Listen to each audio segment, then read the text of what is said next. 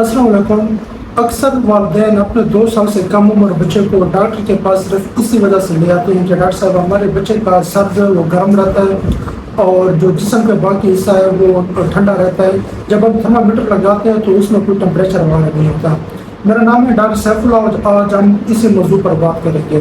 اللہ تعالیٰ کا نظام ہے کہ پہلے 2 سال میں جو بچہ ہوتا ہے اس کی سر کی جو دماغ کی جو گروتھ ہوتی ہے وہ سب سے زیادہ ہوتی ہے، تو ہمارے جسم کا جو بلڈ کی سپلائی ہے اور جو باقی غذائیں ہیں تو سب سے زیادہ دماغ کی طرف ہوتی ہے۔ تو اس بلڈ کی سرکولیشن کی وجہ سے جو سر اور گردن والا حصہ ہے وہ گرم رہتا ہے، بشرطے کہ آپ کا بچوں کو بخار نہیں ہے، بچہ ایکٹیو ہے، آپ کا کھا پی صحیح رہا ہے اور واش روم وغیرہ صحیح کر رہا ہے، تو اس میں پریشان ہونے کی کوئی ضرورت نہیں ہے، اور نہ ہی اس میں کسی قسم کے اینٹی بایوٹک یا کوئی اور سرپ استعمال کرنے کی ضرورت ہوتی ہے۔